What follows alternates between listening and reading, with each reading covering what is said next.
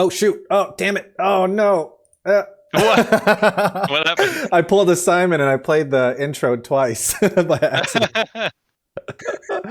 My bad. Welcome back to Double intro. double intro. Welcome to Indie Games Social Club. Jesus Christ. Oh This is boy! not going All right, well. everyone, breathe. All right, this Indie Games about you, Social breathe? Club. Yes. Welcome back to another wonderful installment of Indie Game Social Club's monthly discussion. I am today's stream master and anti-fetch quester Brian. With me today, I have the lovely, the beautiful, the slightly more fit Ilker. Hey Ilker, how you doing? Hello. What are you up to these days? Not much. Working out with my fitness trainer.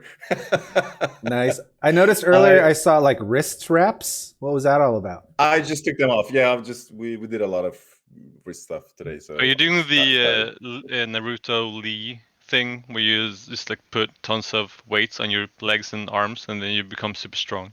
Ooh, it's like a yeah, something Goku like that, thing yeah. too. Yeah. We put a lot of weight on my back, and I had to do squats with them. And then like when I'm not sure what you call them. When you just like you walk and then you squat and then you take a next step and you squat. Lunges. Yeah, Lunges. Yeah, perfect. Yeah, Yeah. exactly. Were So I you did that carrying for him on a your while. back like Yoda while you were doing that? Something like that, yeah. He's a big guy though. Nice. But yeah, after that I came in. I can't even move. Like I had to walk my bike home yesterday. This is what, week 3? Week 2? Week 3? Yeah, week 3. Yeah. How's it? Is it getting any easier? Yeah. I guess we'll get there. Yeah. No, I mean, like, they say everything gets easier after 3 weeks, especially with exercise. I mean, I'm not as sore. I'm not Yeah. as sore as I used to be the first week. So yeah, it's getting easier. But yeah, That's great. there's still a long way to go. Nice. We should do a squat and walk stream. Yeah. Sure. IRL squat and walk from 2 different countries. Yeah. And with us today as well, we have the lovely, the beautiful, the bearded Simon. Hey yo. What are you doing these days, Simon? I'm doing quite the opposite. I just like stuffed pizza in my face. But other than that, I am like stuck in my small apartment. I'm working with a bunch of projects, and I'm also helping my SO finish her book. While she's finishing the book, I'm just helping her like do the retouch, delete some like charcoal and dirt from her drawings, and then it's all gonna be put together into a comic book. Wonderful. That's exciting. Also, it looks like you've done some cleaning. I see. Yes. Yeah, there's that pink shirt that was just kind of like thrown around every time we stream, and it's finally been thrown into the closet, which looks nice. I see God damn it. flowers, some lights. This is the cons of having a tiny apartment. Is that you can't. I can't angle the camera. In a good way. Simon's actually sitting in the toilet right now. That's how small it is. Yeah. And with us in chat is Sana, aka Stealthier Tofu. Welcome. Oh wait, I have a thing for that. Bing, bing, bing, bing. Actually, it's not in this source. Damn it. We'll do it later.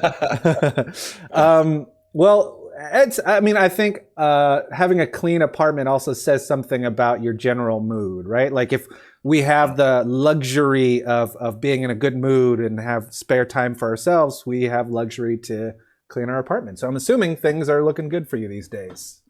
Yeah, I actually finished like 3 big projects at work, so I'm excited about that. It's like less stressful, and I am about to have way more time to play some games. Love it. So yeah, I have a list that I want to like dig through once I'm done.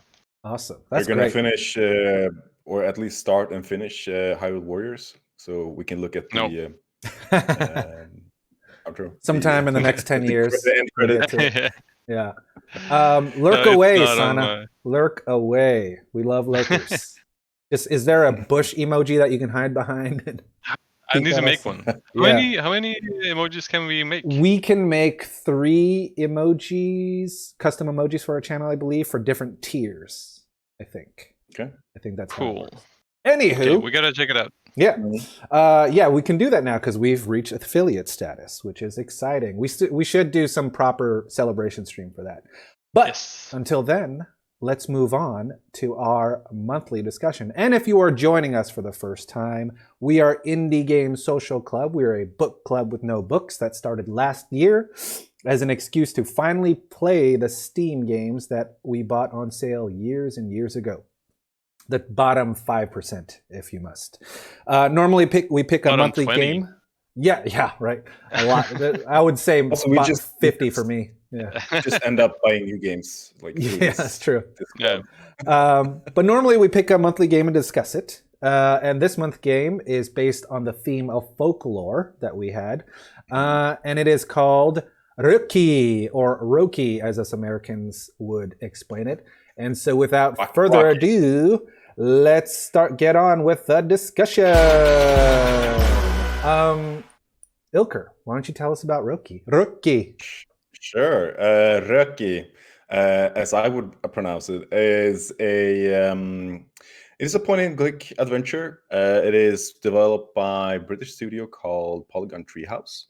Mm-hmm. And it tells the story of a young girl called Tove who loses her brother in the forest after their house or their home is attacked by a monster.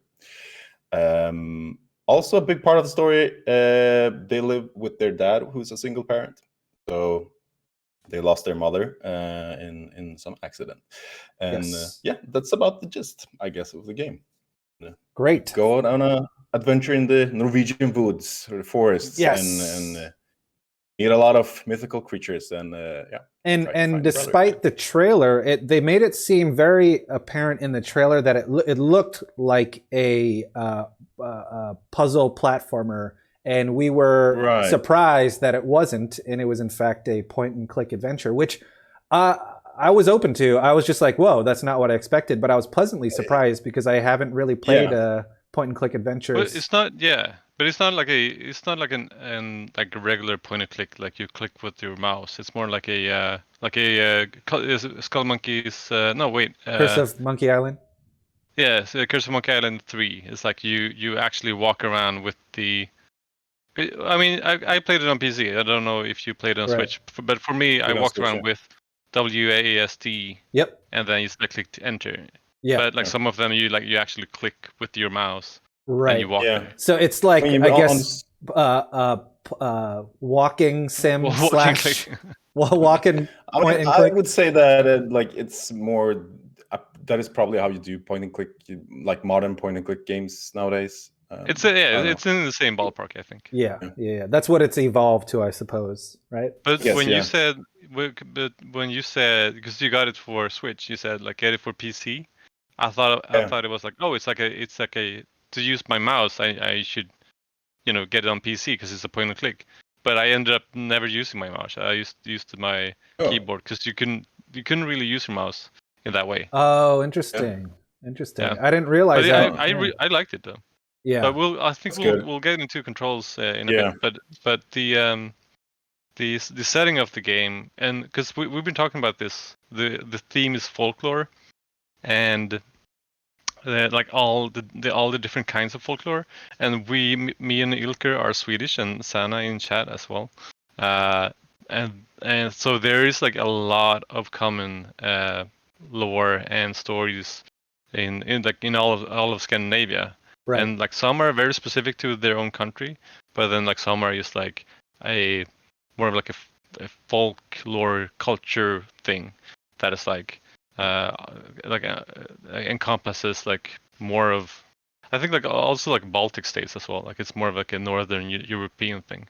I would say like a lot of the creatures and the folklore, it comes from like really long time ago, from I want to say Viking times, but that's not what the age is called. Probably even before that, Bronze right? Age. Yeah. So I mean, they probably have evolved to different different things, and they maybe have like different names, but like you still have trolls and you have tomtar Right. like in all these countries. And yeah, Are you that's guys interesting. familiar with? Are you guys aware of what the culture this game was going after, or was it supposed to be a mishmash of different Nordic cultures or I Scandinavian would say cultures? it's Norway, but that is just based from the language, because they seem to be speaking Norwegian, the words that they say. Well, okay, so It's- what I was the mean, main yeah. identifier for you word wise? For me, it was first it was the way they spelled they pronounced Tove, because in Swedish you say Tove, but in the game you say Tove, which is a more Norwegian pronunciation of it. And also just like the first shot that you have, which is like when they walking along the coast, and you have this like coastal town, that is where it also looks very Norwegian, Like a because fjord. yeah, because you had fjords in the background. Okay. It's like we don't have any fjords in Sweden, so Yeah. And also, I mean, like West Coast Sweden looks a little bit like that. yeah, but it's not also that like snowy. the way. Yeah, but when they like say the tak, as in thank you, it's also spelled with 2 K's instead of a CK. Oh, which is interesting. like, is that but then- Norwegian? Yeah. Nordic? So then you Norwegian, have yeah. then you have like the names of the like creatures and monsters and like everything. That is like old.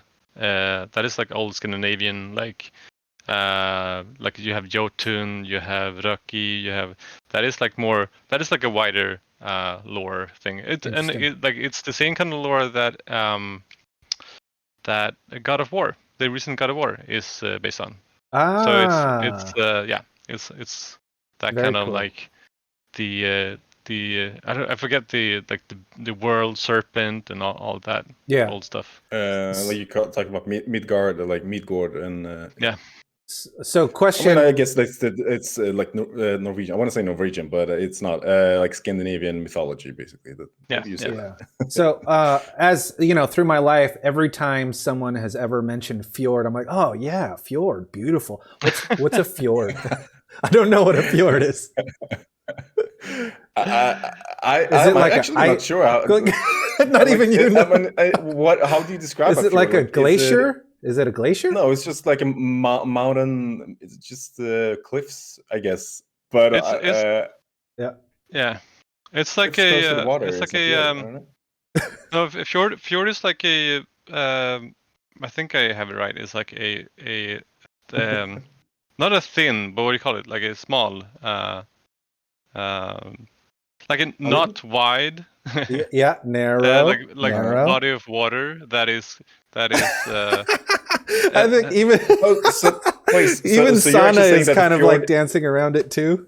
Yeah, but so you're actually saying that fjords are the body of water and not the yeah, terrain, Sana has like it the right. water? Sana has it done.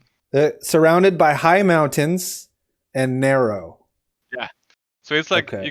see it as like a passages of water with like high mountains. So the fjord is the water, not the mountains. It's both. It is the that landscape. Kind of I mean, it's the landscape. Okay. Is called fjord, Okay. So just we like have a desert is a you've desert. got you've got deserts, you've got mountains, you've got waters, you've got fjords. That's just a name for a topographical thing. Kind of like how certain cultures have words for like one thing, but other cultures don't have a word for it. That kind of a thing, right? Right. Got it. And Sana says the most Swedish thing was maybe that they used the letter the O with the 2 dots. Right?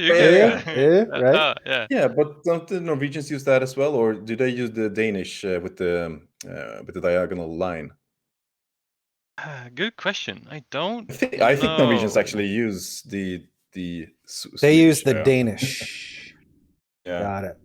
Yeah, it's weird because I never I didn't know they were that different. You know, I always thought they shared the similar alphabet, but I guess they kind of do. They just sort of show it differently, right? Yeah, sort of. Yeah. But yeah, no, but it's so it's weird. Like I talked to Bim, who I'm living with, for some anyone who doesn't know about what Scandinavian lore is, and how it could be hard for like people that haven't like tasted it, like grown up in that kind of culture to like understand exactly what it means. Right. Like I think like people in Australia would like maybe like see it as like a more like a simple version of, or like in America also like they would be like, oh, like witches is like, you know, it's a witch with a broom and a hat. But like the Scandinavian and Baltic folklore is like it's more grimy. It's like it's way more nuanced. It's like witches like they eat children's bones. Right. Like they gnaw on bones. Like it's like it's all. I mean, everything is basically to like learn kids lessons, and the really old ones were to like prevent kids from dying. Yeah, it was like So to they keep had them to be like from super cruel. wandering into the woods. That's why like Hansel and Gretel's like, hey, don't go in the woods or that will happen, right? So, and if you read safe. there's a bunch of like movies and like like kids books about Hansel and Gretel, but if you read the actual book, it's like super gnarly. Oh, really? And it's like true. Yeah, it's like true horror. Yeah. But like that was the like tough times, like kind of like Game of Thrones, right? Yeah. Like shit sucked. Yeah. That's crazy. Okay, wait. So is the O with the two dots is What about the O with the slash that Sana just typed in? Is that also? That is also but it's a called Danish version. Got it. Yeah. Okay. Pronounce Not to cut the you same. off. So story-wise, what do you guys think of the story in general? So go ahead, Simon. You finished the game, Simon, by the way. Almost. So close. Well, I don't know. I thought I was finished like 5 hours before it finished. What part are you on? Shit. Yeah. Okay. Well, okay. So I think so. So what happens is you're a girl, Tove, and her brother. You're hanging out in Norway. You're in like you live in this little cabin, and your dad is like a lumber man. Right. And then like something like weird happens, and like a monster comes and grabs your brother, and you chase after him, and you end up in like fairy kingdom with like trolls and stuff. And I was actually surprised. Like I think we talked about this, or you guys talked about it before I started to play. I did not expect to spend that much time playing, but I just sat down and then I like sat up and I was like, holy shit, what happened? Because it's like it's super engaging. It's right. Like there was nothing that bothered me in like in a pace wise, in like enemy wise, in like any kind of like, because sometimes you have a decent or good game and you're like, oh, the controls are kind of but this just like kept me going. And it's like I really like the way that they did the story is that they took like regular kids from a regular like world, right? And they put them in this other like like magic dimension, so that like everything makes sense there because they're somewhere else, right? Basically, and then like the so the premise of the whole world, I guess, is that there are like 4 guardian spirits, and they are like taking care of humans, like they are like the guardians of the forest and all that, and you're like basically taken to the place where they resides, and like where all the like magic happens, basically. And I thought it was really cool. I thought it was like well made. I thought every like puzzle and every like creature and every like quest was on theme, and yeah, it's and I think like they portrayed it in like kind of what we talked about in like in this like nuanced way where there's not good and evil. There's just like things are hard and magical at the same time. Yeah. Did you guys get a sense, like I felt like it really felt like a classic 80s movie, like Labyrinth or Neverending Story, like the place setting, like in a good way, definitely. I think, right? Yeah, and definitely like by the end of the game, it really felt like something out of the Labyrinth. Yeah, I think it was a missed opportunity to kind of have like evocative of like 80s kind of a soundtrack. But I mean, I respect the artistic choices that they made. I disagree. Well, we'll talk about the soundtrack Sure. maybe later, but I thought it was phenomenal. I think that is what the one thing that is really pulling the game for me. Story wise, or the music? The music. Okay. But story-wise, like as anyone else, I think maybe I'll speak for myself. Like I went in with low expectations. Like I had, I didn't expect to spend that much time with this game. I was like, sure, I'll play it and make up an opinion, and then I'll have something to talk about on the show or discussion. But yeah, well, I was pulled in right away because, as Simon said, I think the characters were really like relatable because they lived in a real world. They were like real. They felt like real people who actually could exist. And like I think they did a really great job in just like getting the tension there right away. Like you start with this really slow start, but there's something amiss. Like there's something strange, just like 20 seconds into the game, like when you see the statue and you kind of know that this statue has something to do with the creature that's going to chase them later. And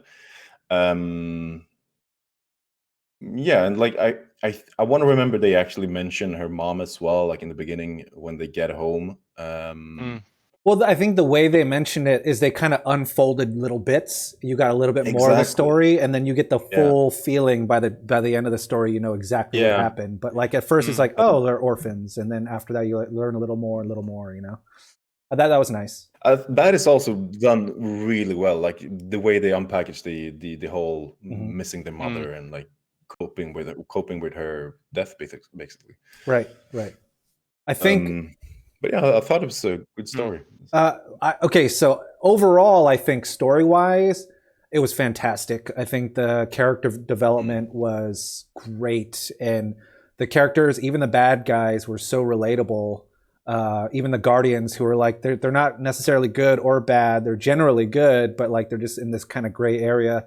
That even though that's a really good point. Yeah, they're basically gods. They're very human feeling. You know. I thought that was neat. But they also feel like Norwegian or like Scandinavian gods. Like they don't really care about humans, but like it's they have a job to do. But exactly, yeah. It kind of felt like I've seen those tropes before. It was kind of neat. It was relatively new to me. You know, I only have one complaint in the whole thing, story wise. Is did you guys find it? Okay, actually, two complaints. One was we didn't know the dad at all outside of like, oh, he's sad and he's been drinking because of a tragedy. Right. Yeah. And then so by the time he quote unquote dies, I didn't feel anything because we weren't really attached. And I feel like there could have been an extra line or two of dialogue that really made us like him a little more and feel something more about when he died, you know? So that was a thing for me. But I'll say this for me, I still felt Tove missing him. I don't know, like that's those small bits of sound that they like added to the game do a really great job. And like she's when she says her dad, like she's I miss my dad, or like, I can't remember the dialogues, but like you really felt that. And I think that was a really good job. Like again, just as you said, like dad dies and you're like, oh shit, well, I guess he's dead. Yeah. I mean, I would like look at Bambi though. Like when Bambi's mom dies, it's in the first like 10 minutes, right? But you like feel it because there was at least one thing that kind of tied them together that made you feel what Bambi felt when she died, you know? So I don't know. They could have definitely done a better job with that. I mean, he's not the first dad who's been like, you know, like on the drink, like drinking because he's sad and passed out. But it, like that, like I was like, when he died, I was like super surprised because I was like, wait, what? Because he's sleeping, like he's passed out all the time. Yeah. And then like a monster like crashes the house. He's still passed out. And then he wakes up when he like it's like there's like a fire like next to him, and then he wakes up first when like he's buried beneath rubble. And then he's like you gotta run away, protect your brother. I'm like, what? How are you not confused?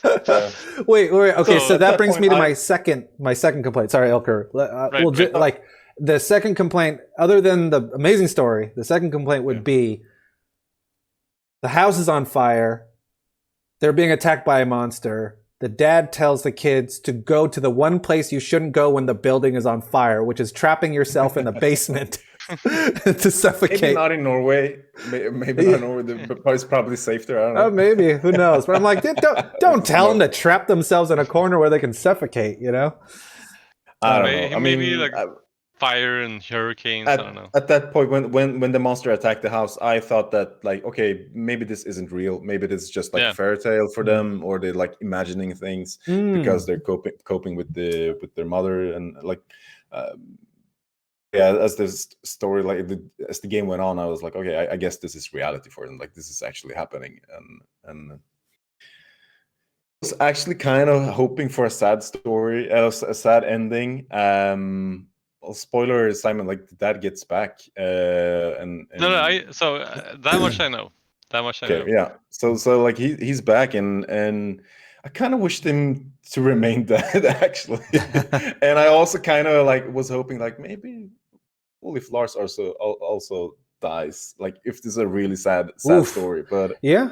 I'm a masochist. Like I like sad stories. Right. Like, you want more grimdark in this story? Yeah.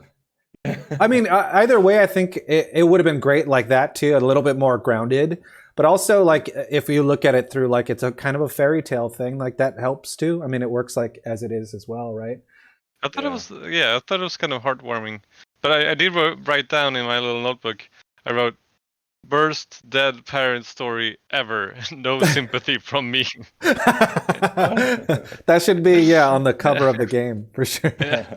But I wanted to just put Sana in here also, because she writes, "I know you, Simon, mentioned that nothing bothered you, but what did you, Ilker and Brian, think about the controls? I played it on PC too, and I was actually a bit bothered by the smoothing effect. Found it annoying to not be able to run faster and stuff like that. But it was a minor thing. What do you guys think? Did you both play it on Switch? Oh man, I played on Switch. I guess we talk about the controls then. I played it on Switch as well, and yeah, there's things that could be better there.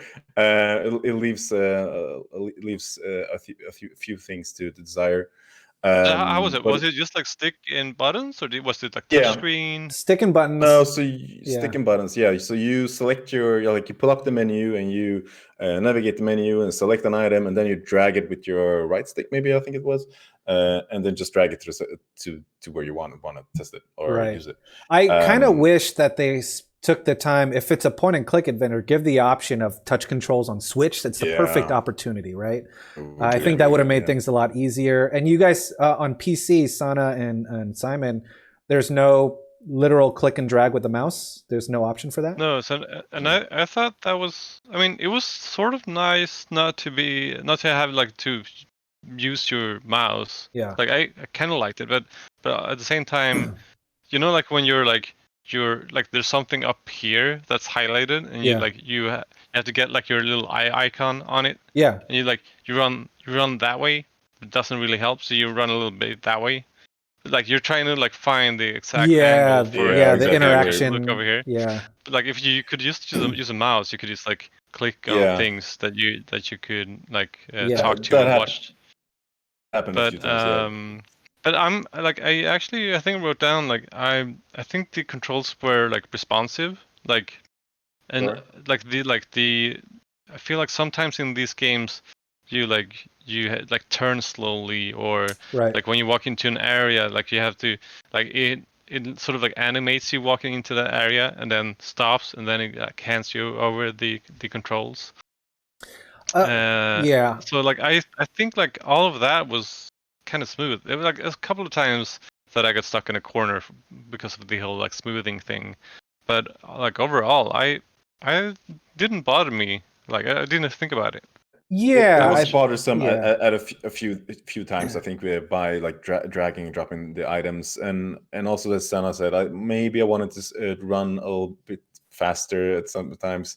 And definitely when you find an item and like, oh, I know where this goes, but it's on the other way of I need to run there. And behind like maybe 2 minutes worth of loading screens, like well, yeah, that too. some of the screens were so long, and like oh, really? that's a complaint I have. Yeah, maybe on Switch, but like a PC, I'm assuming if you had an SSD or even just a regular hard drive, it just loads like that. But Switch, it loaded so slow, like and 10, 15 seconds sometimes. Yeah, and when you get to the castle and you're switching between the dad and Tove, and you're just loading screen. Waiting. Oh, because I left her in another area of the castle. So so just loading. Okay. Oh fuck! I need to go back to the dad and do something. Yeah. Honestly, I think that almost killed the game for me. That almost I'm like, I don't want to play this anymore because I know I have to go to the other side of the castle, and it's going to take 7 minutes just to get both the dad and Tove to the same place because you have to bring both of them individually and go through all those loading screens. I wish there was just like a teleport, like you can just call the other person there. But that was actually a pro in my notes because it was instantaneous for me. Oh, so I was like, I could just press like spacebar and then we just like whoop whoop whoop. Yeah. So but that must be because I know I played some other game on Switch that we reviewed last year, maybe. Little Nightmares. And it was also like loading. Yes. Loading Nightmares. Yeah, exactly. Yeah. It didn't ruin it for me, though, I will say. Aside from the loading at the end, but controls, like one gripe I had is like when you're trying to drag with the thumbstick on Switch an item onto a small interactive point, you can easily overshoot it. Like so many times. And I know you can tweak the settings, but I was just like, whoa, why would they just make it off the bat that hard? Did you notice that it bugged a few times? Because I had it on the slowest setting and it was still going pretty fast. But I'm not sure. I gave up after a while. Yeah. I just did it to the middle. I was trying to find it like the best wave, and then I just pulled everything, pull the sensitivity down to the bottom. And I don't care if it's slow. But again, it just didn't ruin it for me. That aspect, I wasn't. Right? I find it worked pretty well for me actually, but yeah. I guess it's the Switch then, and it didn't bother me until I got to the ending, basically to the castle. That's when I started thinking about the loading screens and. Oh my god! Yeah, actually, I didn't notice any of the loading screens until the castle because there were just so many. You know. Mm-hmm. Did you guys understand the full extent of the story? Well, I mean, I got to the castle she brings all the powers of all the guardians, and she gets to the castle to save her little brother who's stuck there by the evil raven lady. Yeah. And then she's not evil. I wouldn't call her evil. Well, she's I mean, she's killed a couple of kids. Yeah. What's a couple of kids? Come on. What if they were shitty kids? What if one of those kids was make an Hitler? Omelet, you gotta break a few eggs. If you want to make an omelet, you gotta kill some kids. Actually, on that note, there's a lot of death in this game. There is. I thought it was very morbid. Which I didn't expect. Like when you get to the church and you see all the dead people, and then you see the graves for the children. That was.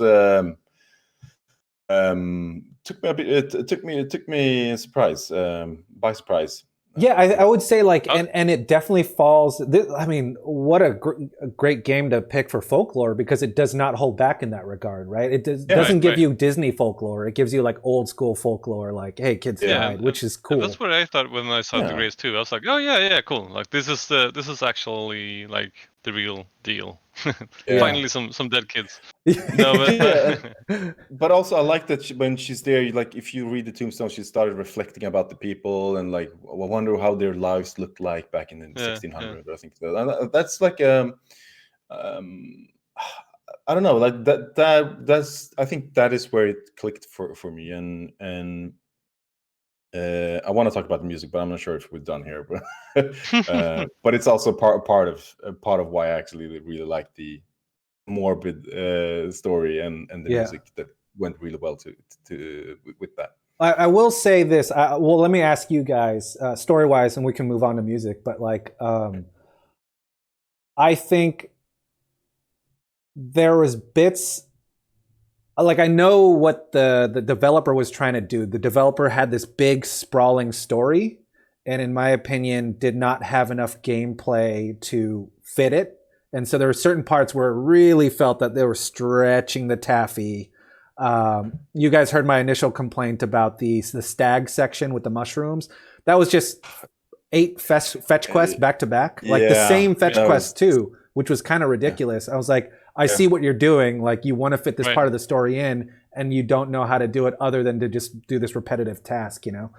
When it could have just been easily solved, like, hey, this isn't the same quest. Maybe the stag is just you talk to him and he's cool with it, right?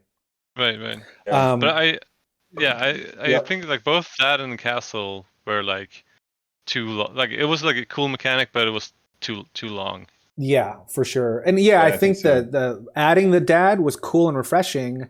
But yeah, because of the loading screen, it felt so tedious, right? But I think in its heart, point and click games are fetch quests, but the first few hours of the game didn't feel like a fetch quest, right? Everything felt like it belonged together. Everything felt like, oh, like I encountered this and that's part of this story. So you're kind of linking stories together rather than fetching stuff, as opposed to the mushroom part was just that there's a list in that basement and you just go, hey, grab 3 mushrooms. Okay, you're done. Put the formula together. Okay, now you got to grab 4 mushrooms. You know, I'm like, God damn. I mean, what did you think? We're talking about like fetched quests and point and click games being fetch quests. Like, what do you think about the difficulty of the puzzles? I guess. I thought like I needed help for sure on some of them. Like early on, I think narratively they made so much sense that I didn't have issue with them. But like again, like in the mushroom area, there's this one puzzle that you have to solve where you walk on this toadstool, and every time you walk on top of it, she says, "Oh, these are really big." And I didn't realize until I looked it up that you have to shrink that down to get the one last component to leave the stag area. I would not have been able to do that on my own. Did you guys do that without help? Yeah, I looked up 2 things, and I'm pretty proud that I didn't look up that many other things. But the first thing was when I actually got stuck is the bell tower, or the bell from the church. I knew what I had to do. I like it never crossed my mind that I could cut the rope on the bell so it fell down on the floor and just broke it. Because the way she says it, like, oh, I can't open it, and I'm like, okay, I need something open. I need a crowbar or something like that. And that is my other like knock against not just this game but the genre as a whole, because you have to think like the developer. You can't really solve the problems your way. You have to solve them the way they intended you to solve the problem, and that can get really frustrating because like I have no idea what you want me to do here. Like because I know what I need to do. I need to open this thing because there's definitely the other thing that I need to open, that thing. Yeah. Right. But what am I missing? And you're just like running around and trying to find, and you're just pressing the toggle button to show you stuff. Actually, I like that. Was a nice innovation that I haven't seen in any other games, because it kind of saves you time, right? As opposed to Baldur's Gate. What was that? Baldur's Gate does that. Oh yeah, nice. I've never played too many point and clicks. So like before, you used to just kind of like move your mouse across the screen until you highlight something. This you just click and you're like, okay, those are the interaction points for the screen. Yeah, and I know what everything highlights awesome. that you can interact with. Yeah. And it was nice then it because you in could. white. But you could also like interact with something, and then you could press for me it was the F key to like highlight everything, and then you could see like, oh, like this used to be interactable, but it's not anymore. That was I nice. guess I'm like done with that now. Yeah, it respects your time. Like you just unlock the dialogue. Mm-hmm. But the thing about that is like it blinks white and everything. There's just snow and white everywhere, so sometimes it was really hard to see actually what is blinking. And that is the other thing. Like I was looking for one of the what do you call it, pitons, the thing that you hammer it. Just not like I was looking for one, and like I know that I need a second one, but I have no idea what it is. I'm just like running around, mashing that button, like I can't see it. Wait, okay, Ilker, did you play on handheld? No, I did not. I Yeah. can guess that was a nightmare. I played handheld for the first like hour, and then I couldn't after that because I was running around and I missed something that on handheld it's about, no joke, 3 pixels. But if you plug it onto a TV, then it's like a lot more noticeable when you press L3, you know? So like definitely wouldn't recommend it on handheld because there are small things. At least the journal items like that you put in your journal. Oh yeah. Because they are not needed for the story or for progression, but they are.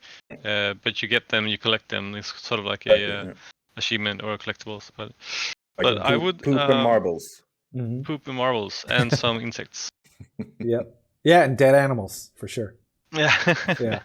No, but I actually I kind of disagree, Ilker. I mean, I don't know. I guess I've just played. When I saw that hole, I was like, "There's got to be a clock somewhere," because like it just feels like drop something heavy on the cracked floor is like such a like common like game thing that was like. I was like, okay, where's something sharp? That's what you translate. Well, I just know that from Batman, the 1989 Batman movie. That immediately came to mind. I'm like, there's gonna be a bell that I'm gonna drop on that fucking hole, and I was right. Yeah, but it is like you're still doing it by like the way they intended you to do. Right, like, right. There was no alternative for you to do that, and for sure. That is my I point. think I had at least one that I remember like of those moments, and it's when you're gonna take like you have this wand that you can like enlarge and minimize things, and you have like you find different mushrooms, and I had 3, and I was like, okay, I need to put down a mushroom here, a small one. Need to make it big so that I can like walk on top of it and then like continue. Right. But all of the mushrooms, like none of the mushrooms that I used worked because they were all too big. And I was like, I can't find what to do. So that's like one of the 2 times I looked it up, and it said like, oh, like there's some mushrooms that looks like a staircase, or like a staircase that takes you to this area. You need to like make them smaller, and then bring them with you. But they were in a different color, I think. So I think the green ones versus the purple ones, right? Yeah. So that kind of like that wouldn't. I'm not sure if I would have like solved that one without help. Yeah. Like, so I found this great website that I can't remember the name of it, but that was just giving you hints. So you had to like click to get more hints, which was like that was perfect, and it was like, but also like it still got frustrating because like I knew what I needed, I just didn't know how to get it. And I was like, the creature likes food. Yeah, I know he likes food because the apple or the thing that I need to feed him with is over there. Yeah, but I can't get up there. Yeah, like, you should probably try to feed him. Yeah, I know I'm going to feed him. Like, but how do I get up the tree? Like, it's like our helpers in the chat for the witness. Yeah, exactly. Yeah, but that was a good like. I'll try to find it and text it in chat. Nice. Cool. Yeah, that's so. Should we move on to sound design and music design? Talk about that, Ilker. Sure. Yeah.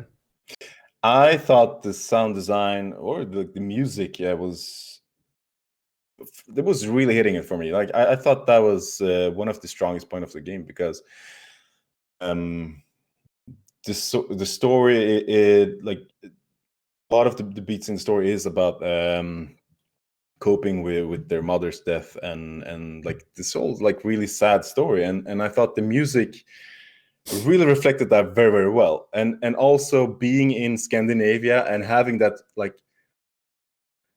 the Scandinavian melancholy, how you call it, living in a large space with a little people with a small population.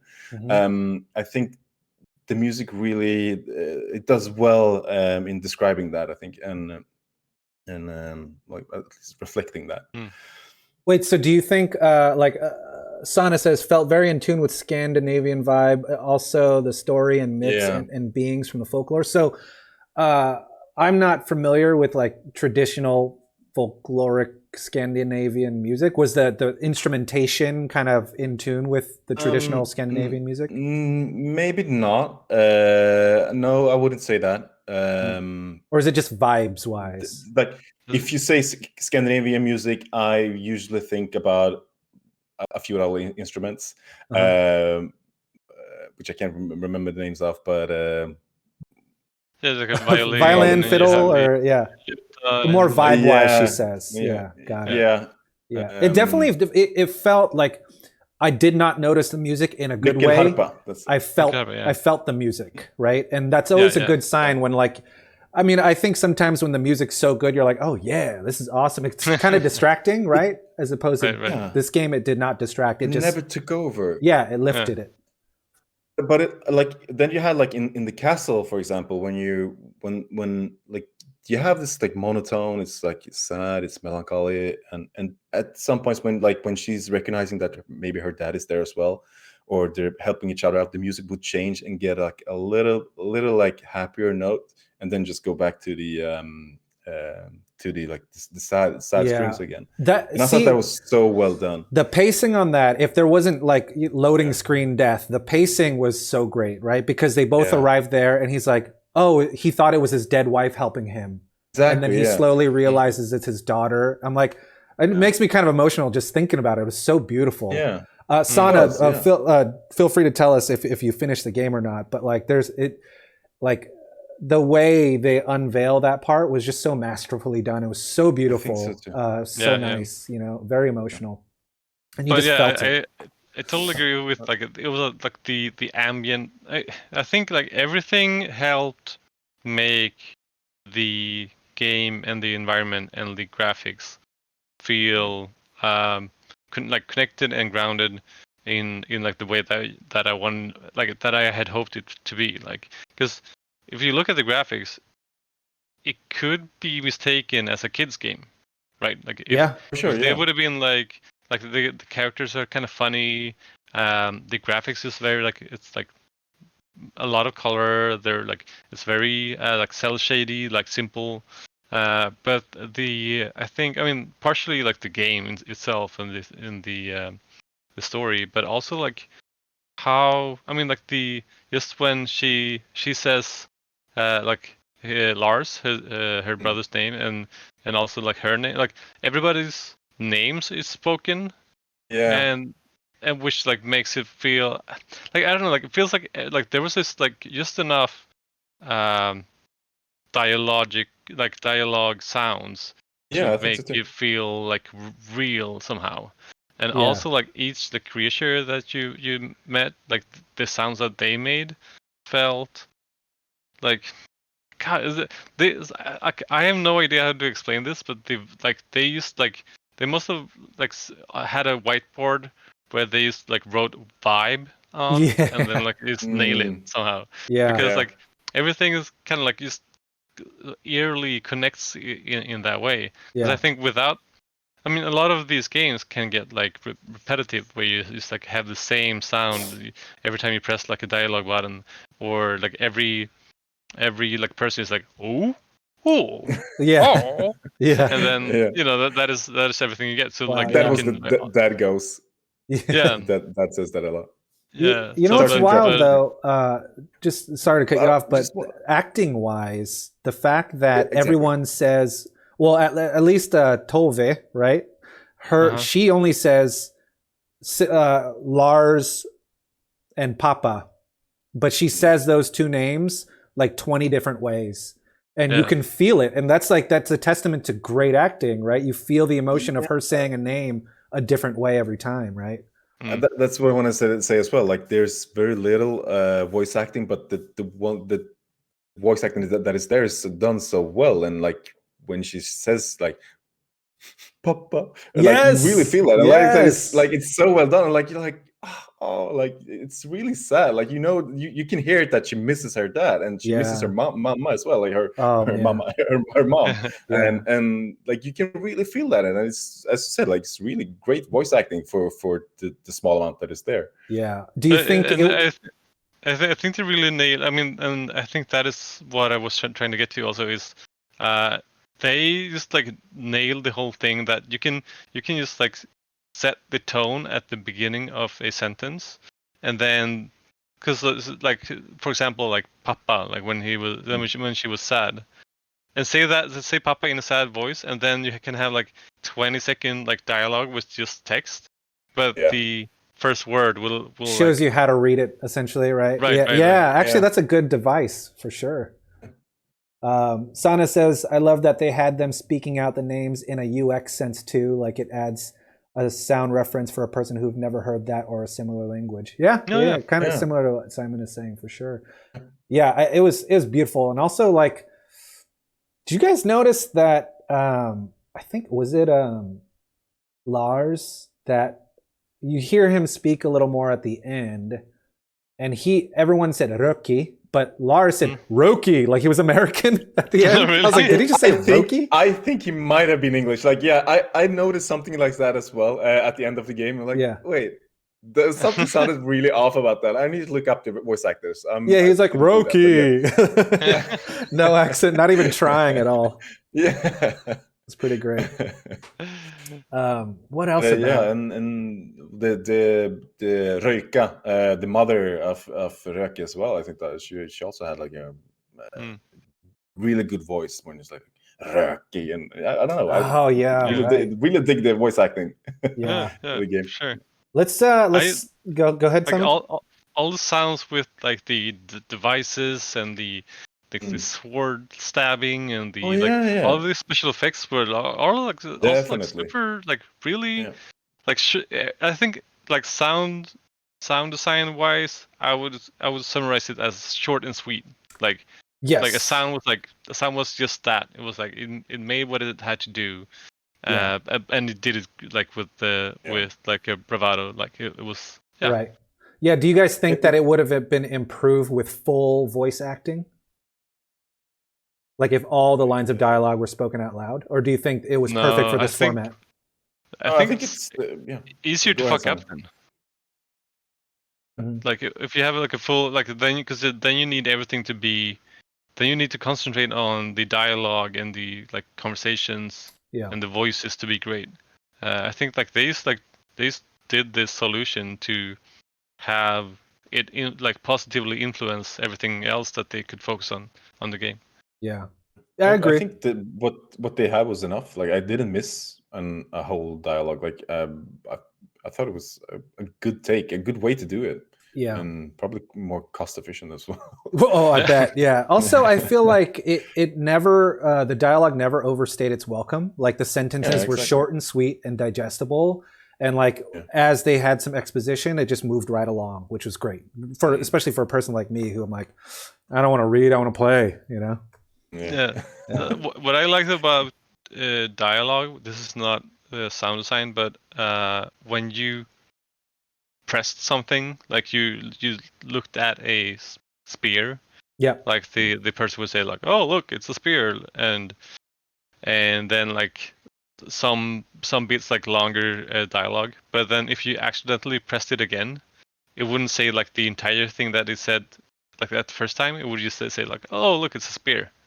Right. Because usually like when you like click a dialogue thing twice, you have to go through like all of the dialogue. Yeah. But the second time was just like a small like summary of it.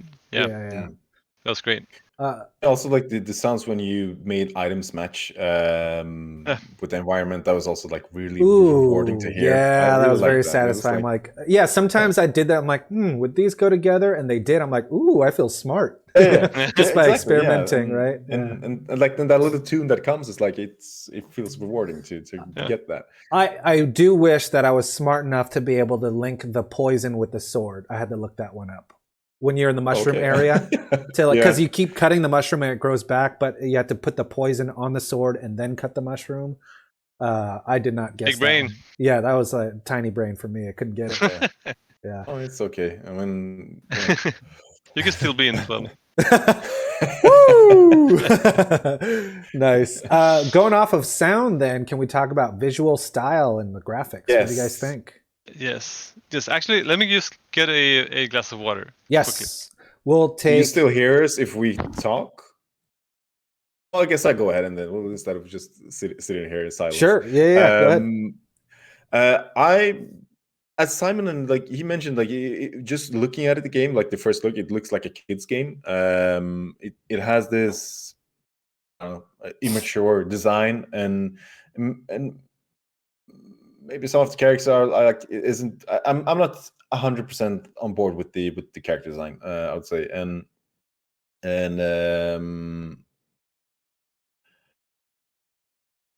what I want to get to is that I still think the environmental design that they've done is really beautiful. They have some really beautiful vistas. When you get to the lake where you see the castle in the horizon, and I still think that is really well done. But Yeah. I don't know, like what would this game be if you had done it in a different take on the Yeah, that's what I'm struggling with too. Like just take like yeah. Little Nightmares 2, for example. Like Right. what would the game look like if in that engine and Right, with in that hyper design? detail, like still Yeah. paring back where you can. So I like the semi low poly look.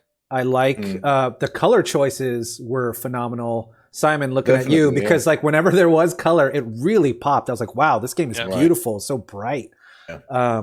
And especially standing out against this like dark or like snowy monotone landscape, you know. So like her red cap really stood out against the snow and stuff like that, you know. But yeah.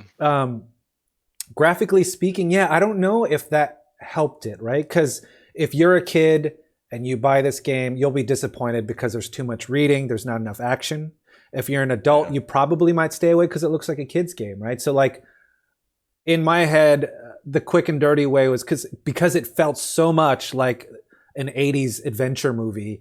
If they would have put like an 80s filter on it, not too much like, you know, Narita Boy, but like a very subtle kind of like chromatic aberration, lensing look. Maybe I'm a sucker for pixel art, so I would have bought it day one if it was pixel art.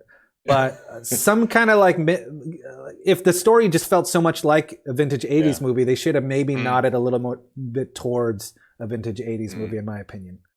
Right. I think it's, I guess it's easier to design this, but again, like the environment looks beautiful. Like it does really, really great. And like the church part, when you see the church, and like you see that it is a Scandinavian church, and like it's very well designed. You said it was specifically another culture's church.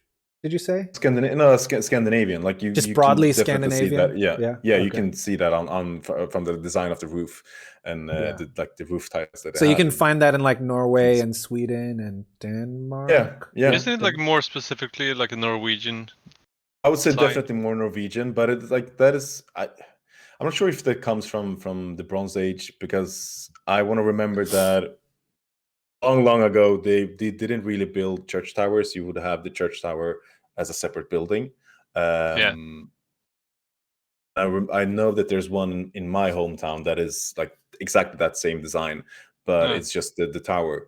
There's one in like in the middle of Stockholm too. Like I was just gonna say that in it's in a Skansen, don't they have a really old Scandinavian house there as well? Like this dark wood building. Yeah, no, and also the museum that is also right outside of there is also in that same architecture. Yeah, so it's in the same. I mean, Norwegian design is it's more detailed in like the amount of wood, I would say. Yeah, but maybe. It has the same I would say that architectural foundation.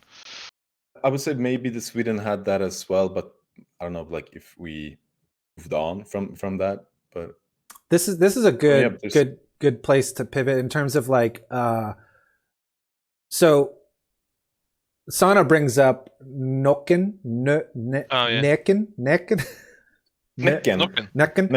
Were the like visually speaking, the way they portrayed these mythical creatures in the game, were they consistent with how you read about them, heard about them, or even seen them in books as a kid? I'm not sure if Nokken is if that is supposed to be Necken, but maybe they're two different. Yeah, there's maybe two different creatures. Because I actually didn't even make that connection, because if it is, then that is because is Nokken is the guy bathing in the water, playing instruments when he the sea creature come down to the water. Yeah, is that Nokken? Yeah, then I would probably make the. I would say that, or is Nokken is that the Or is it really the sea creature, or is it the creature that I don't remember. Who is like a lost child who became a monster? The sister. Because they The they sister drowned. of Yeah. the octopus guy, right? But that is for me. Necken is like a drowned person who lures others to be drowned. Oh, so Right. it I is. think, It yeah, is I like think there's the yeah, I octopus think it's the guy, huh? same. Yeah, Him and his I think it's sister. the Okay. same. Nocken and Necken are the same, just spelled slightly Alright. different. Well, I mean, if Yeah. it's supposed to be Necken, It then is a version of visually, Necken. you're right. I mean, like in the okay, so it's like a drowned creature that's drowning other creatures because it's sad. So that, I mean, like in that sense, it's correct. But like It plays visually, music like as well. That it's like is like a Susanna big is part of it. saying, huh? It plays music. That is also a big part of it. Like the music lures To you to the lure. water. That's Right. so Yeah. interesting But to think about. what Susanna said is like it doesn't like that doesn't connect with how I guess like we see that creature being, but like the design or the story around it is the same, I guess. But But like what for is us, it's like a naked man or naked person with like long hair and flowers in the hair Oh, that playing a sounds violin. terrifying. Jesus. Yeah, it's really like. But Yeah. what it was, that was exactly what Nokian was, or am I confusing it with the man in the mountain? Was in a pool playing the strings. He Oh had no, like a bunch of that hands. was Nocken's brother. Yeah, I think he said it wasn't their brother, but yeah, I know we're Yeah. anyway. These are just like completely new concepts to me. I never heard of it. But it's Yeah. cool looking at it from this perspective as adults being fairly aware of where these folklore tales came Sure, from, yeah. right? Because it's like Sana said, it's very clearly meant for hundreds, if not thousands of years ago, telling children, don't fucking go by the water or else you'll drown. Right. You know, like it's so transparent now, right? But like looking at it as an actual like creature is kind of, it's fun. If It's fun to think about. If you would look up John Bauer, the illustrator, like that is sort of what I mean. That is one. Are you talking about Tomtar och Troll? Yes. Yeah. That is like one. That is sort of like the visual of Swedish folklore, I would say, or like I think one that is the one one of the. I think that is the one most of us grew up with seeing. Yeah.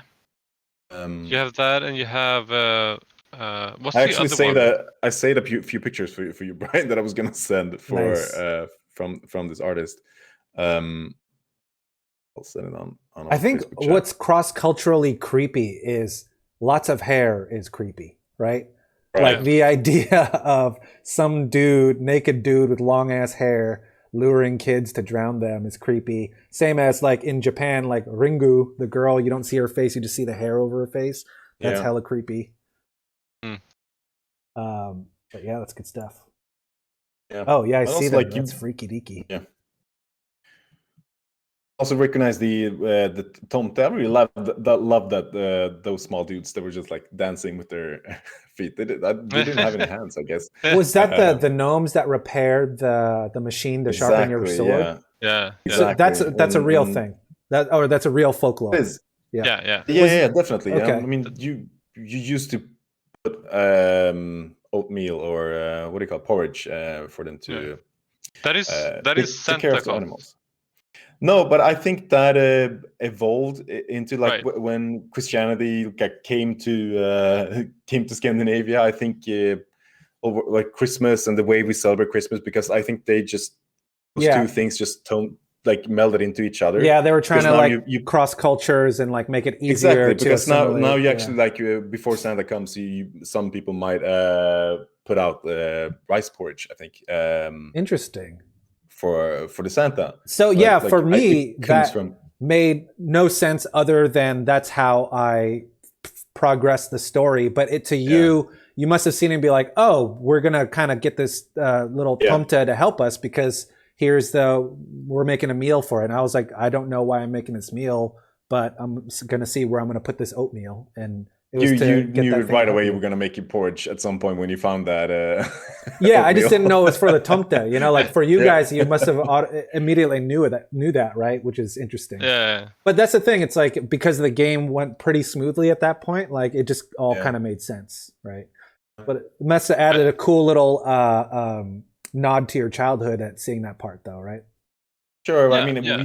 I didn't put any porridge. I don't know if anyone raising up in Stockholm did that as well. But No, I putting think. I mean, I never did, but I know. Like, it feels it's like. I nothing. mean, you've always been taught that, Yeah, right? So it's like. exactly. Yeah. Yeah. It I isn't just want something to people tell do, Sana but that I've googled Nekken and I see a bunch of naked guys, Oh. pale guys playing the violin. So I think it's a violin that's the correct instrument for Nekken. I think flute is the guy that lures all the rats, right? Oh, the Pied Piper. Yeah, exactly. Yeah. Nacken yeah. monster. A sexy Um, violin. Oh, that is freaky. He's got like moss covering his junk. Oh, that's I like freaky. most of the stuff in the game is like I recognize them, and it isn't things that you usually do, or like I don't know anyone that like again puts out porridge for their tomtar or for their gnomes, but Right. you growing up in Sweden and hearing the stories and like and singing the songs in kindergarten, like you know these things, like you grow up with them. Yeah. Mm. Was there any part of the game, like characters that seemed like it was folklore, but it was not? They like made it up for the game. I'm not sure if the Guardians is something that maybe it's Yeah. more a Norwegian thing, or like it's nothing that I have heard. But then again, like guardian animals, sure, Seems I very old, like yeah, animal spirits, yeah, that kind of stuff. for sure. And like the raven, the wolf, and like the animals are still like uh, geographically right, but I have never heard about the guardian animals. I mean, this might be a yeah. dumb question, but is Röki a thing that was from folklore? Not that I know of, but maybe Simon Yeah. does or Sana. It feels like they vibed that too. Like I feel like the Guardians and Röki are. Like, I don't know if it is or isn't Norwegian folklore, but it feels like it's like based on it's like Anna says, like all of the animals have roles in Asa Tro, which is like the Astrology, Asa like belief, Yeah. but Astrology, yeah. not as guardians in this sense. And like yeah, totally that like it's the vibe, like the like it could have been like, yeah, I guess that's the but charm of it's it, not right? like Because it fits Yeah. seamlessly into traditional folklore. That was pretty neat. right, Yeah, right. you have like the raven turning into a human to have a child, or like that is still like you can have it with Loki, or Loki, like he used to do that, and Mhm. Yeah, but this way I think is too simple almost for Scandinavian folklore, because like this is like, oh, like I'm a bear, I stand for strength, I am a Mm. guardian of the forest, while like Scandinavian folklore is way more complicated. It's like, oh, I'm Thor, but I'm gonna disguise myself as a old woman to kill this guy by hitting him in the dick, and then I'm gonna fuck his wife just for fun, and then I'm gonna make a statue of me on top of this house, and I'm gonna be gone. That's the Like it's next like, Marvel movie. I mean, like usually, like I think Thor like is accidentally that like kill. actual? I mean, That all actually like not the actual word story by of word, Thor? no, but I know it's. I mean, like But yeah, I know Asia. what you're getting at. But it's Yeah. believable. And I know Yeah. Thor killed a village while accidentally while drunk, I think. No So it's shit. like, it's Something like very that. Oh, it's very He killed interesting. Viking-esque. a lot of giants. I know. So there are Yeah. ravens in, like Sana said that Odin has 2 ravens that are sense and memory. Sure, yeah. Cool. Yeah. So the ravens do play a part in at least one. Hugin or Mumin. Mm. Munin, I think they're called. Yeah. Nice. Mumin is. So I have a Finnish. few loose ends that maybe you guys can help me out with.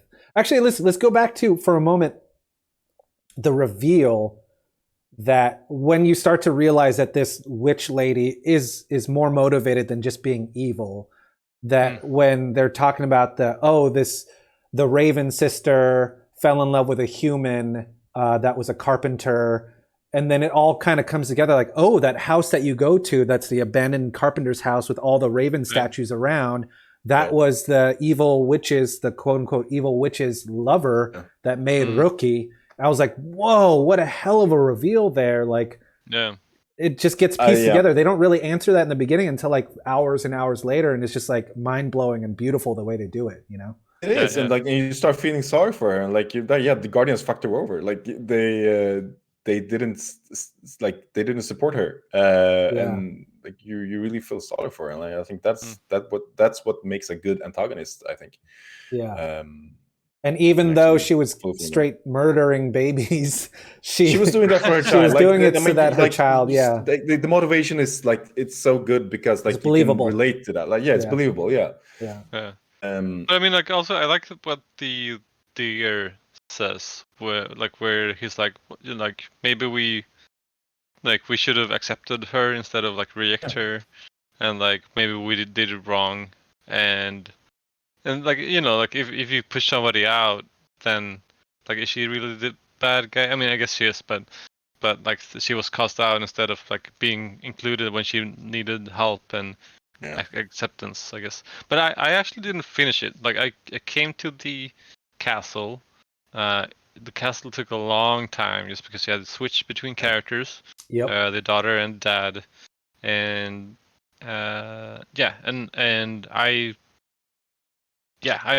just didn't finish it.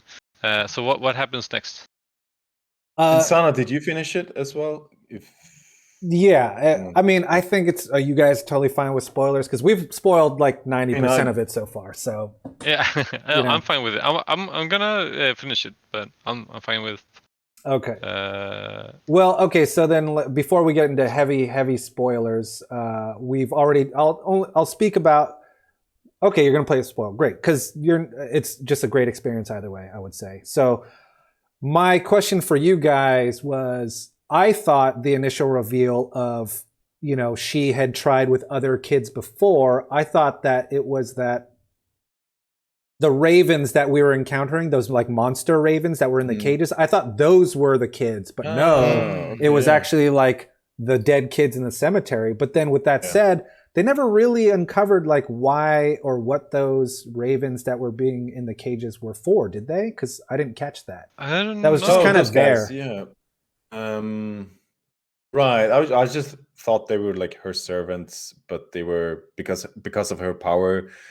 She was putting all her power into turning Röki into a human. Like, her power was waning over the place, and everything was just like crumbling basically, and all her servants that were bound to her magic. This is just my interpretation of it. Like, they were also getting weaker with her. It would have been nice to maybe see them at least once or twice earlier in the game, because they just kind of like, I feel like there's a hard line between before the island and after the island. Like, once you get to that castle island, it feels like maybe two different writers and designers were going at it or something like that, right? Because it just like they introduced those like, ravens because new concepts. Yeah, because they were in cages, maybe like I don't know. Yeah, I mean, it makes the world bigger and richer in a good way, but I just wish that they would have explained that a little bit more. You know what I mean? Right, but I mean, at the same time, like that, you have like 50 to like 100. Like, I don't know. You have plenty of like half-dead crows or whatever, like skull birds. Yeah. While like, but that is like when you come to the castle, that is all you see. But before that, like, almost every creature was like unique, so it's like a very different take on like creatures also, like Also, I think the trolls that you found, because you found a few of the male trolls frozen to stone. I thought there would be like a point in the game where you would call them back or use the fruit that was a little unresolved. That would have been nice to kind of close the loop, right? And again, like, I think that adds to the sadness of the game. It's like, it is solved. They turn to stone. Like, that is the ending for them. The only two trolls that are left is I forget their names, but Trollhilde and I thought that was hilarious. Real creative, guys. Real creative. This troll needs a name. Trollhilde. But yeah, it would have been too tidy actually if the trolls were like brought back to life, I suppose, right? Yeah. It's kind of like when J.K. Rowling like tweeted that Hagrid like didn't lead a happy life, that he like became depressed and died on the school grounds in Hogwarts. Really? Yeah, I didn't know that. That's Super just like a rich person just trolling because they can, Yep. right? They have that power. That's nuts. Yeah, what else is there? Story-wise, that was kind of untidy. I think those are my biggest like where did that come from kind of a moment, you know? But everything else, I think the way they rolled out that reveal with the ending. Yeah, the ending was pretty spectacular. I think so too, and I think that makes it up for having it untied for the trolls and for the firebirds or the birdmen. I think that last reveal was really powerful for me. I thought it was also a good way to do that. The little side story about the expedition people that leave behind the boxes. Oh yeah. You read little notes and you're like, why are they here? How are they here? And as you play, you realize like, oh, these are parents looking for their kids that didn't succeed. Which was I think that's the final note that you find. Yeah, that was so fucking sad. It was, shit. I think the guy. No, I think the guy, the last guy in the expedition is the one looking for their son or daughter, for the child. Because I think he mentions in one of the notes like only if they knew why they were here, the other people in the expedition, if they knew the real reason. Oof, dark. But so what happened? Again, What's it's like again, like I think the story it is really dark for what what is presents like in a visual way, and absolutely. Well, what happens, Simon, is you get to know how her mother died, and basically just like her last push in coping with the loss of her mother. Like you find out that she blames herself for her mother's death, and I think that is like the final beats of the game is that she accepts that it wasn't her fault, and I don't know, am I missing something? Like that is no, I'm just thinking about it right now. I'm getting like super emotional because the game was about her really coming to terms with that, and like every elemental or every animal that you encounter helps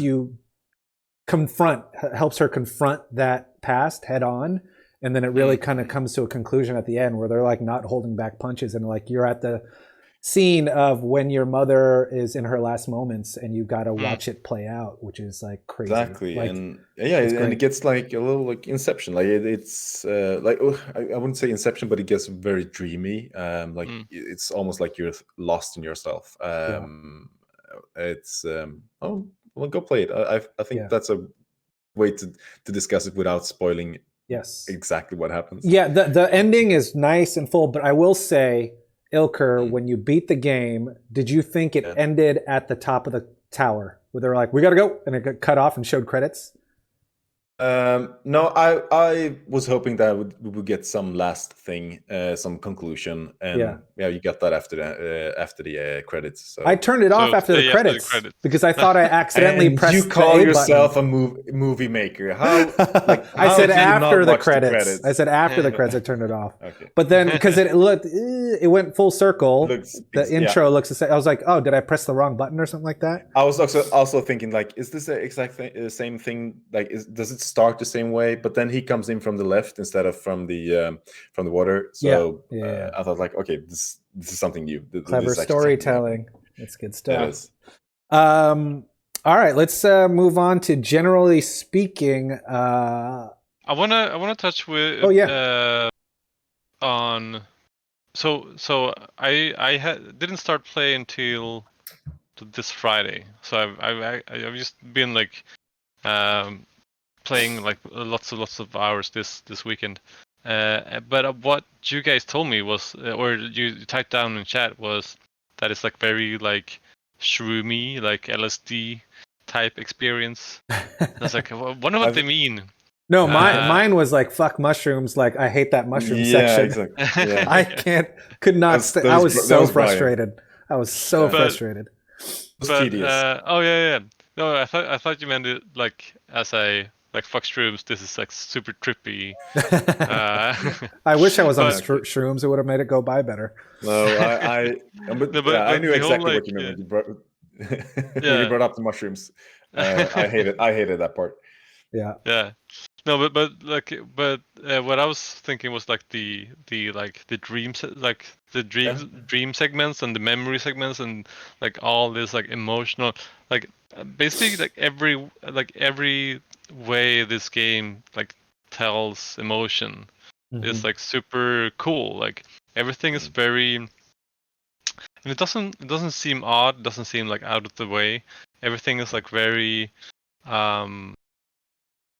like it's all painted with the same color. Like you can't tell it apart from the rest of the game, but it's so different, right? It's like in one part you walk into different rooms, and in one room you're regular size, and the other room, or like in one door you come to the same house regular sized, and the other room same house small sized, and so you gotta solve puzzles like that, and then you have like this like tree of memories that all the memories are twisted, so you gotta fix the memories. Like there was like so many like abstract like gameplay segments that I thought was like a very like partially like nice and fun to play, but also like very like involving is like in what kind of roles did her parents have, how was she coping with what she's experienced, and like what is important to her. Like obviously her mom is important to her, and you could, I mean, like, and you like, because she mentions her all the time, but then when she's like struggling to get her mom's necklace, like it's because it means a lot to her. Like it's like just those kind of things just helped. I don't know. It's like these like gameplay. I know you talked about you played like Us 2 or Take Two. What It was Takes the game? Two. It Takes Two, and it feels like all. I can imagine. I've seen a trailer for that. I can imagine it's like sort of the same thing where you take like an emotion or a memory or like a thing, and you make it a gameplay moment. Like you have to interact with it more than just like being a dialogue or just being a memory. Right. So yeah, I really like that. Liked all of those segments. Yeah, I think for me, why don't we talk about just overall impressions then at this point? Like I think, or I mean, we could also talk about parts we didn't like because we've been spending 90 minutes just jerking this game off. Why don't we do that? I would say for me, overall impressions, I thought this game was fantastic. I really, really enjoyed the game. I think that it was 10 hours story. It was a 10-hour story in a 5-hour game. So there was not enough game in there to fill in the long story they wanted to tell. And I think that's what kind of made me very frustrated at some points. But at the end of the game in general was fun enough and the story was engaging enough that I was allowed to finish it. And that says something these days, right? About like not all of us have finished every game for each monthly discussion. And we're like nowadays our lives are getting a little busier. So for us to sit through an entire game and finish it, it says something, Yeah.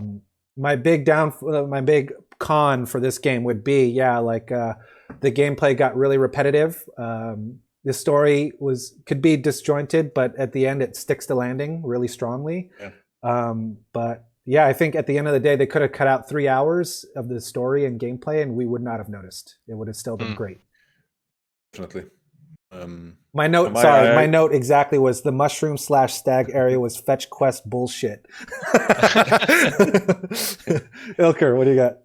No, I was gonna say that as well. Like they could definitely have cut down a few parts of that game without anyone missing that, and still have the castle part. Even though the castle part was really tedious, I'm not sure that the things in the castle added anything to the story. Really, it could have they could have cut down that part as well. Just like slice it down to at least on just an hour. Yeah, it was a whole other chapter. It's crazy. I thought that was the end. It felt like it felt like a whole new game that I was playing, and this is New Game Plus. Right? Yeah, didn't it feel like it was a DLC? It could have been a DLC or something like that, right? Yeah, yeah. But all in all, it is a really well packaged game. I think. I think they, as you said, it is a 10-hour story, and I think the story is very compelling. I was engaged with story throughout the whole game, and that was what kept me playing. I wouldn't say the gameplay, I'm not there for gameplay, I'm there for the story. Because puzzle adventures as a genre, maybe not my thing. I think they're okay, but as I mentioned before, you have to play them the way the game maker has intended. You can't play it your way. You have to play it like someone else. Yeah, don't be disappointed by a game that is not there, right? Yeah, exactly. So for me, the story needs to be good for me to play that type of game. And that is the tension for example, that is so much story, and then you have this small oh, we're gonna find this piece because we have to put that on that piece, and then perfect, presto, we get a new story beat. So overall, I'm really impressed with the game. I'm not sure how many people worked with this, or they even got nominated for, what were they, BAFTA. PETA. The BAFTA awards for best newcomer, I think. Yeah, great game. Simon? Yeah, I agree.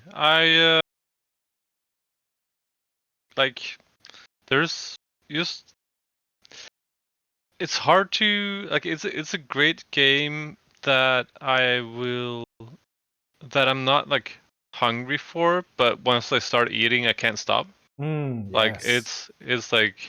very, I mean, it's I sit down, I play it, I don't stop to play it if I don't have to, which is that usually doesn't happen. Usually you end up in a fetch quest that is way too long, or there's you gotta grind to do something or to upgrade your armor.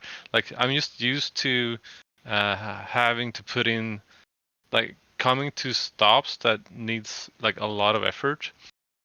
And also in these kind of games like point and click, usually I mean, I didn't encounter it in this game, but usually in Curse of Monkey Island or Sam and Max and all those kind of games, you come to a point where you're like, fuck, okay, I have the rope, I have the skull, I have the torch, I've clicked everything, I've been through this world 7 times around, I don't know what to do. But it felt like this game always gave you you gave something away, you gave somebody a shovel, you got a pencil, and you just kept on rolling. It never really stopped. You came to a new area, you're like, okay, I can light this candle, I'll get the shovel, I'll go back, I dig a grave, you were all constantly moving forward. And I think that is also why it I just kept playing. So that combined with everything is vibing, the music just created a vibe, the sound design, the environment, just the graphics in the background and in the foreground. I loved all the little shadow the little shadow graphics that is meant to be just hanging in front of the screen. Oh, there was great foreground elements. Yeah, some nice dimensional. I did it felt some dimensional. bells. Yeah. But there was and or in the Nokken cave, right? Did I say that right? Yeah. There were some stuff in the very close foreground that were just kind of floating as you walk by. That was really neat. Like a lava lamp, I think it was something like that. Yeah. That was great. There's just so much of that I don't know, it's just like vibe for days. I just like have this like fabric that just kept everything together. And I just really like the like design style connected to partially like this like smaller type of game, and also like the Scandinavian style.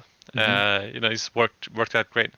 It was cool because I mean, like, well, I'm gonna read what Sana says.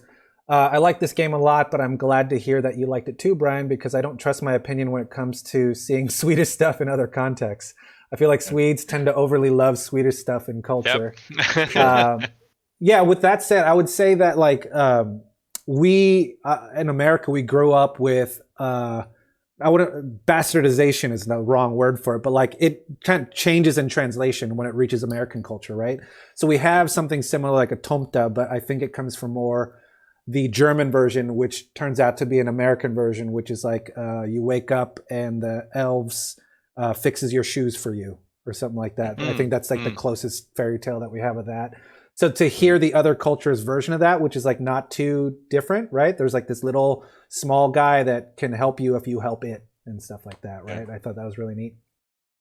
She said it was a great mix of puzzle, myth, and bittersweet sorrow. That's a great word for it, bittersweet sorrow for sure.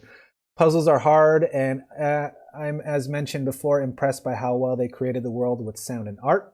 Puzzles can be hard to make good, balancing too hard and too easy, I mean.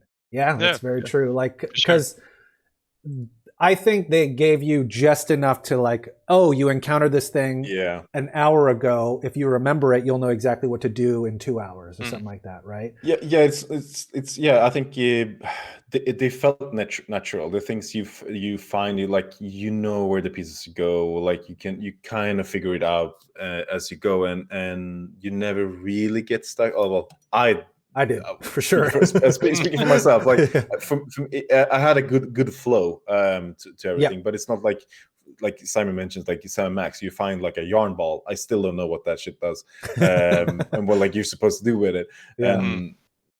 But that is also like that game is supposed to be weird, while this is kind of wanting to tell the story. So it's not. I don't think they want to get stuck on the details. So with the but at the same time, I've always felt smart when I solved the puzzle. Like, and never felt like, oh, this is a kid's game. But it feels like they made it easy for you to feel smart. Like when you had to put in your birthday as a code. Like I could already tell when you found the birthday. The fishing box. Yeah. That was a very Resident Evil-esque kind of puzzle set, wasn't it? It was. Then again, it's in Resident Evil, basically a point-and-click adventure with zombies. Absolutely. And action points, like especially the first three, for sure. Definitely has the same elements from point-and-click adventures. I would love if we reviewed Resident Evil as a point-and-click game. Resident Evil versus what is it called, Curse of Monkey Island, which is better. But maybe that goes into like the adventure genre instead, because like you have Zelda, that is also like you're trying to find items that will match. It definitely had some Zelda vibes in terms of like it had the same kind of satisfaction when you think you're stuck. Just when you're about to give up, it like gives it to you and you feel great about it, right? Yeah. I felt smart by the puzzle where when you get underground in the castle, and there's like a bear statue, and there's like, because I thought these square rocks that we were gonna put into the slots were like 1, 2, 3, 4, right? But then so the stones that I had was 1, 2, and 3, and then the last one I found was 6. I was like, oh god, I don't know what to do with this. Then like I saw the moon symbol, I went back to the grave. The grave said 1623. And I was like, because like the game hinted like stuff like that. I remember that as well. Like for me, I was like, I saw that moon symbol somewhere. Isn't it upstairs? And the same thing happened in the castle as well, when you're when you put in 4 stones for that season puzzle. Summer, fall, spring, winter, exactly. And they skipped 2. That was cool. But then like you're supposed to match the animals with the statues as well, or the seasons, and you can actually, like, if you remember the symbols that, like, they have like different shapes of lines on the statues. Mm-hmm. If you remember them, that puzzle is really easy. Like, if you just like, oh right, I think I remember that the raven had like going down, Oh, like interesting. On the to start going flags. down. Yeah, and exactly, and also on the statues outside of the castle, and the Right. statues before you even go to the castle. Interesting. Yeah. Oh, right, right, Like, right. they have all these From the beginning of the game, actually, if you think about it. yes, they Yeah. have all these Cool. hints for like the last part of the game. Yeah. What would you say this? Who would you say this game is for? I think we've established that it's kind of like not for kids, even though it's deceptively it's so cute. For like it looks like it's for kids. I mean, when we talk about kids, I think it's for kids. I mean, it's harsh and it's like sad and it's scary, but then again, like I think only recently did kids like media become like more of like a kinder, sweeter, not too like rough terrain. Like Mhm. I mean, I wouldn't give this to a 5-year-old, but Right. like somebody who's like 12, 10, I don't know. I have no concept of kids age. Yeah. 25. No, I would say maybe like 12 to 16, but like those kind of kids they're into Fortnite these days, right? Like Yeah. a little more Yeah. action. So for me, it's especially with those puzzles, like you would have lost me at 14. That's for sure. Yeah, I think so. Yeah. That's my attention span for sure. Yeah, Just I impatient honestly kid. have no idea. Yeah, I mean, I don't know. I know me at 12 would definitely. I mean, me at 12 plays the Curse of Monkey Island. Yeah. But like I think about my cousins now, and I'm like, yeah, no, they would. It's like League of Legends or Right. death. Yeah. Yeah. Which is unfortunate, right? Ilker, do you have thoughts? No, I'm trying to figure out who this game is for, but if you like, maybe like if you're a type of guy that, or sorry, the type of person that I liked detention, you're probably like Röki as well. Like, if you're if you like a well-told story, then I think the game is for you. You don't Yeah. necessarily have to like point and click games, because like again, like as we mentioned, like the point and click elements of the game, it's not that advanced. It's enough for you to get your gears shifting. That's a good way to put it. Like Or your gears it moving. Yeah. has strong, very strong narrative elements with puzzling in there. And so if you're into strong narrative elements with puzzling, that's great. So like if you are into games like say Little Nightmares 2 or Inside with strong background narrative, but like you want a little bit of change, I think this is a nice natural evolution of that, right? Like just if you're just sick of 2D platforming, just try something different and scratch the same itch narrative wise and puzzle wise. It's cool. But I think what is hard, like what is easy with Little Nightmares is that you can show somebody 5 seconds of it. Yes. And they will know what it is. And they can be both excited or, you know, disgusted or whatever. But Röki feels, I mean, I would say like it's for people like us. Like it's, you know, like people, but like none of us had the slightest idea of what we could expect from this game, because it doesn't feel like it's immediate. It feels like it's a build-up of like an emotion, of the vibes, of the very like monotonic music and sounds. Like it's more of a build-up. So if you would give somebody 5 seconds or 10 seconds or 15 seconds of Röki, I think people would like, you know, like I don't know, like it looks okay, because it doesn't really capture it. Yeah. So that's what I think is when you say like who's this game for, I think the problem is that it could be for anyone, because it really captivates you. Right. But I think it's a game that is hard to communicate. Like, yes, how do you you sell have to be open-minded to these kinds of games, right? Because if you try to explain this game in words to a traditional gamer, they're not going to get it. But like any indie gamer, like us would be like, oh, that sounds interesting, or just kind of open to new concepts and stuff like that, and just open to different genres, Right. Yeah, but like again, I would probably not focus on the gameplay. Like as you said, like you can show Little Nightmares, and you will immediately know what the game is. Yeah, what you're supposed to do with the game. For Röki, I didn't even watch the trailer that you posted. Oh wow. I if I would show this to someone, I would like just show snippets of the creatures, like the trees when they're open their eyes, or when you're standing. So it's Standing, magical.